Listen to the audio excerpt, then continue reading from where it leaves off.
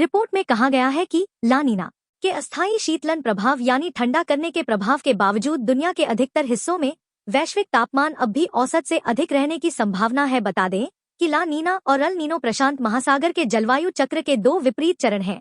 El Nino Peru के निकट समुद्री जल के समय पर गर्म होने को संदर्भित करता है, जो भारत में मानसून को अक्सर कमजोर करता है और इसके कारण सर्दियां अपेक्षाकृत गर्म रहती है। वहीं ला नीना इस जल को ठंडा करता है, जिससे भारत में आमतौर पर मानसून बहुत मजबूत होता है और मूसलाधार बारिश होती है। इसके अलावा सर्दियों में अन्य सालों के मुकाबले अपेक्षाकृत ज्यादा और कड़ाके की ठंड पड़ती है। अल नीनो की घटना आमतौर पर एक वर्ष से अधिक समय तक नहीं रहती है, जबकि इसके विपरीत ला नीना की घटनाएं एक वर्ष से 3 वर्ष तक बनी रह सकती हैं। विश्व मौसम विज्ञान संगठन का कहना है कि ला नीना और अल नीनो जैसी प्राकृतिक रूप से होने वाली जलवायु घटनाएं मानवजनित जलवायु परिवर्तन के व्यापक संदर्भ में घटित हो रही हैं, जिससे वैश्विक तापमान बढ़ रहा है, मौसम की चरम परिस्थितियों की तीव्रता बढ़ रही है और मौसमी वर्षा एवं तापमान की प्रणाली में बदलाव आ रहा है। बता दें कि तटस्थ स्थितियां न अल नीनो और न ही ला नीना मार्च 2025 से बनी हुई हैं और भूमध्यरेखीय प्रशांत क्षेत्र में समुद्र की सतह के तापमान में असमानताएं औसत के आसपास बनी हुई हैं।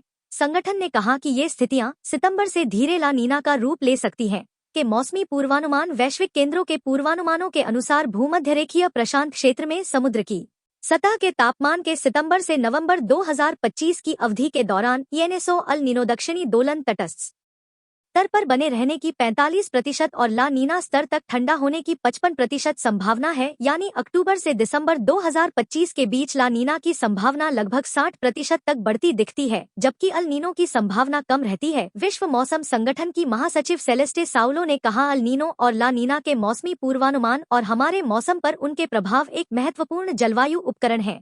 ये पूर्वानुमान कृषि, ऊर्जा, स्वास्थ्य और परिवहन जैसे प्रमुख क्षेत्रों में लाखों डॉलर की आर्थिक बचत के रूप में तब्दील होते हैं और जब इनका इस्तेमाल तैयारी एवं प्रतिक्रिया कार्यों के मार्गदर्शन में किया जाता है तो हजारों लोगों की जान बच जाती है। अल नीनो दक्षिणी दोलन एनएसओ वैश्विक जलवायु प्रणाली का एक प्रमुख चालक है, लेकिन यह पृथ्वी की जलवायु को प्रभावित करने वाला एकमात्र कारक नहीं है। विश्व मौसम संगठन के वैश्विक मौसमी जलवायु अद्यतन उत्तरी अटलांटिक दोलन, आर्कटिक दोलन और हिंद महासागर द्विध्रुव जैसी अन्य प्रणालियों को भी ध्यान में रखते हैं। नवीनतम अद्यतन में सितंबर से नवंबर तक उत्तरी गोलार्ध के अधिकतर भागों और दक्षिणी गोलार्ध के बड़े हिस्से में सामान्य से अधिक तापमान का अनुमान लगाया गया है। यूपी में मानसूनी बरसात जारी है। बुधवार को मानसूनी बारिश का विस्तार पश्चिमी तराई इलाकों के साथ दक्षिणी यूपी के सोनभद्र, मिर्जापुर आदि में भी दिखाई देगा। मौसम विभाग ने मंगलवार के लिए प्रदेश के पश्चिमी तराई के सहारनपुर, शामली, मुजफ्फरनगर में भारी बारिश का ऑरेंज अलर्ट जारी किया गया है। वहीं दक्षिणी और पश्चिमी यूपी के 22 अन्य जिलों में भी भारी बारिश का येलो अलर्ट जारी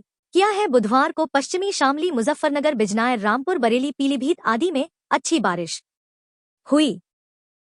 आंचलिक मौसम विज्ञान केंद्र लखनऊ के वरिष्ठ वैज्ञानिक अतुल कुमार सिंह के मुताबिक बीते 2 दिनों से सक्रिय चक्रवाती परिसंचरण के असर से पश्चिमी विक्षोभ सक्रिय हुआ है। इससे मानसूनी रेखा उत्तर की ओर खिसकी है। यही वजह है कि प्रदेश में 2 सितंबर को भी कहीं भारी तो कहीं अत्यधिक भारी बारिश की परिस्थितियां बनेंगी। 3 सितंबर से बारिश की तीव्रता में कमी आने के संकेत है।